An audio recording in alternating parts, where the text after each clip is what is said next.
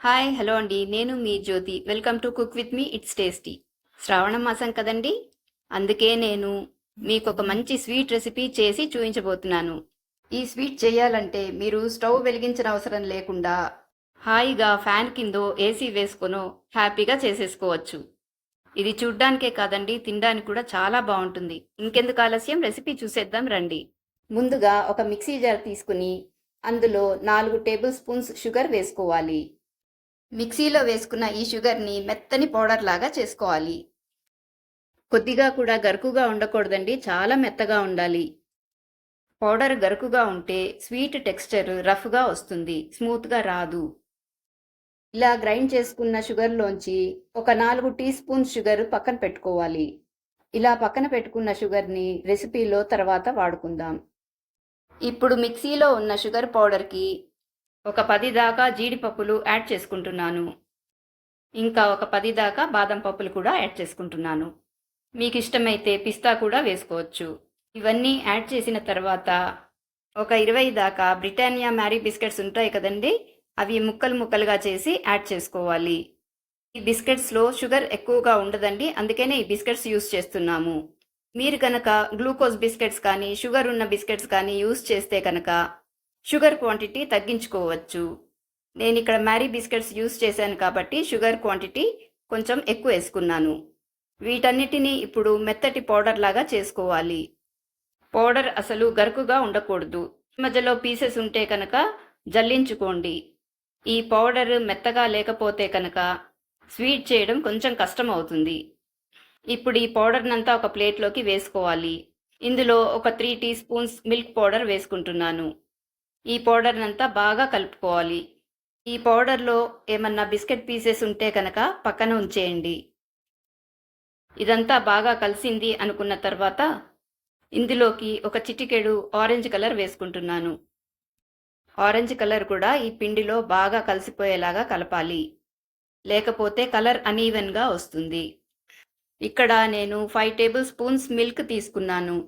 పాలు మరీ చల్లగాను మరీ వేడిగాను ఉండకూడదు, రూమ్ టెంపరేచర్లో ఉంటే సరిపోతుంది.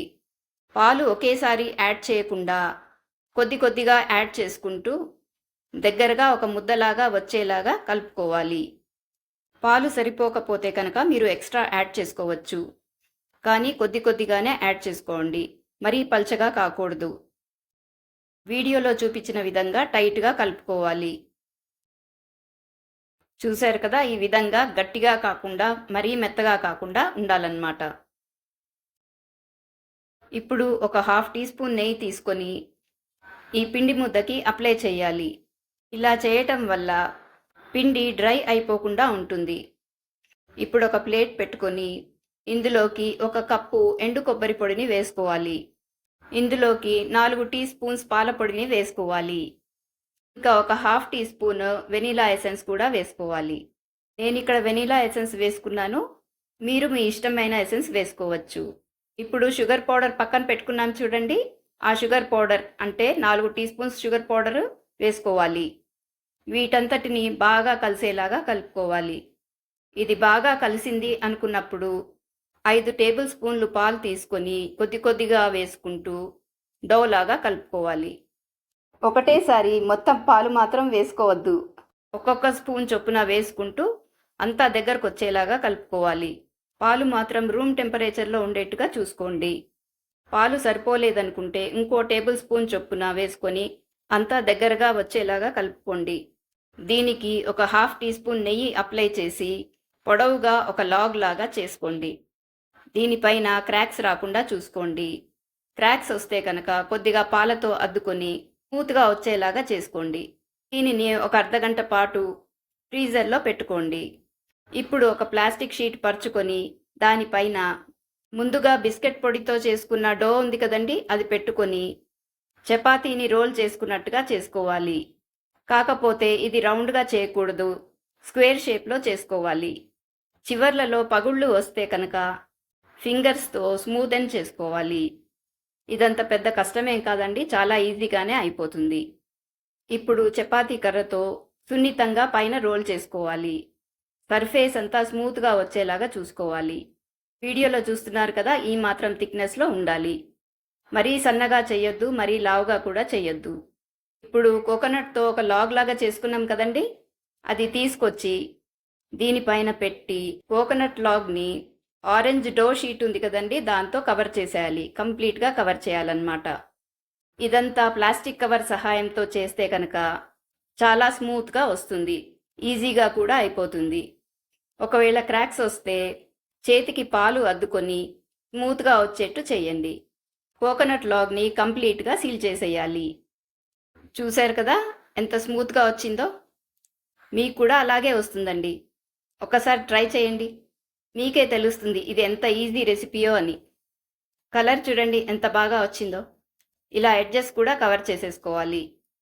ఇప్పుడు ఒక అల్యూమినియం ఫాయిల్ కానీ క్లింగ్ ర్యాప్ కానీ తీసుకొని దానిపైన మనం తయారు చేసుకున్న దాన్ని పెట్టుకొని కంప్లీట్గా టైట్గా కవర్ చేసుకోవాలి. అచ్చం వీడియోలో చూపించిన విధంగా అటు ఇటు ఉన్న ఎడ్జెస్ని క్లోజ్ చేసేయాలి. అచ్చం జైంట్ సైజ్ టాఫీ లాగా ఉంది కదండి. ఇప్పుడు దీనిని ఒక 30 నిమిషాల పాటు ఫ్రీజర్లో పెట్టుకుందాం.